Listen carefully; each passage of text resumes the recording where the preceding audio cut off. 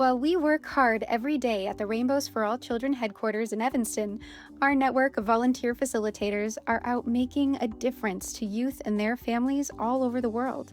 Today, we honor their stories. Someone had mentioned Rainbows for All Children, which I had never heard of.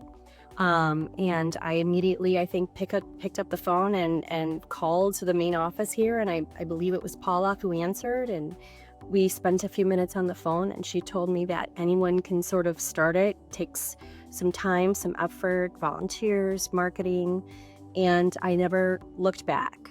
I think Rainbows really works on working with the assets that the community already has, like the adults who are already there and already care about the kids that we're trying to reach out to. Parents were divorced when I was 5, and then my mother remarried, and my stepfather passed away from lung cancer when I was in high school.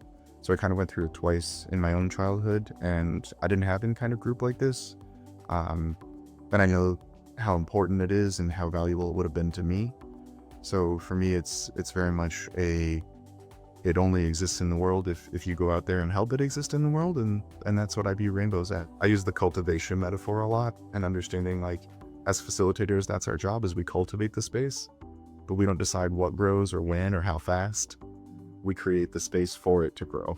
One of the mothers said that after experiencing the loss of her father, her child, who mind you is in pre-K, said, "Oh, are you feeling sad? And how does that make you feel?" And the mom was like, "Shouldn't I be asking you that? How did you pick up these ways to articulate your emotion? And how is it that at such a young age you have such a high emotional intelligence?" And so I think seeing that growth at such a young age, being someone who didn't have that level of emotional intelligence because I didn't have that same support, has been awesome to see, and to know that that's something that the kids will carry with them throughout life. So very quiet, very reserved the young man was, wouldn't speak, wouldn't say much of anything, always had a grump look on his face. And from when I started, and a year later, he has personality, he's welcoming kids in, he's coming in with trying to be a jokester, that we actually had to do the reverse. Instead of saying okay, trying to crack his shell, we're now cool your jets with the jokes, okay? Simmer down. Shared, one of the girls says, "I thought I was the only one going through something like this." So they instantly bonded, and they know they're not alone. I even told them, I said, because it's confidential, I am not reading your journals. I took them home with me. I asked them to bring pictures. I wanted them to do as much as they can and not just take them home and forget about them. This little kid saying this, a younger kid, I think he was 9 or 10 at the time. And he's like, I can express my emotions about how I'm feeling, and I don't get judged by anybody else. So when he said that, I could see it in his face. It was I'm like, this is important what we're doing. The benefits of this wonderful and important work rings in the voices of past and current participants and their parents. I think I was just processing loss and grief on my own, which is a lot for a 2 or 3 or 4-year-old to have to do. I think Rainbows was the first sort of formalized program. It was through our church that we got connected with Rainbows, where I sort of started to understand how to do different exercises and talk with others about it in a productive way.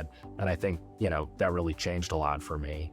Looking back to how Rainbows was founded and how Susie Yelmarta, recognized her sons needed something that she was starting to get, but that they weren't getting it. There was no outlet for it. That really parallels with, I think, what my mother was seeing. So I'll never forget the day we were standing in the kitchen. It was in the summertime, and I said to him, "Alden," I said, "what about a peer group?" And he's like, "What's that?" And I explained the peer group is a group of kids his age sharing similar experiences with one another. And he turned and looked at me and said, "That would be amazing. That would be awesome." So I literally, shortly after this conversation, sat down at my laptop and Googled peer groups near me for children. Luckily, the moderator, I would say, who I worked with, I had all 7 years while I was there, really knew how to work with kids in a really great way to really help me through the grief that I was experiencing. She was incredibly nurturing. I remember that, so soft-spoken, and she was like a grandma.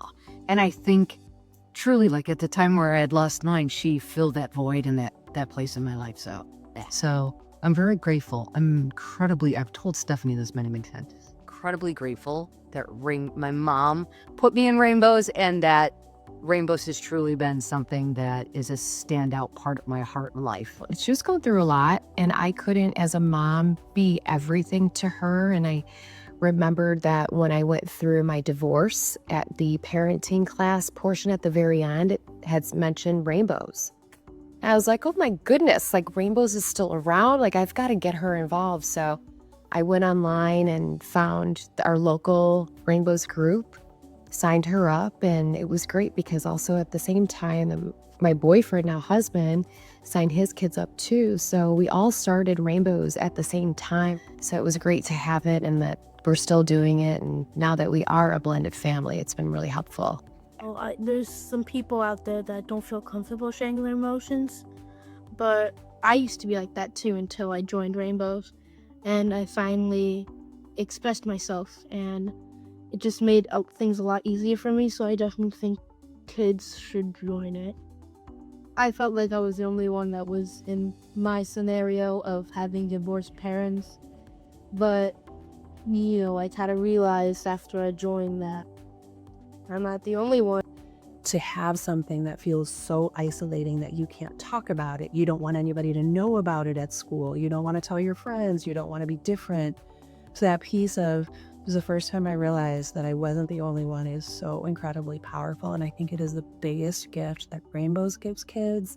I think it was so brilliant of Susie to recognize that so many years ago, that isolation in these instances is not good for kids.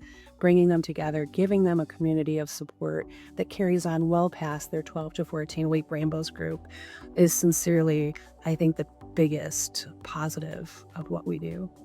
I think it's the culture that we've all built together of acceptance and support. From our board, through our staff, through our volunteers, just building that piece of community and connection has been amazing, and I've been really proud and honored to be a part of it. From the bottom of our hearts, we are so grateful for the work our volunteers do. Rainbows works because of you. Thank you.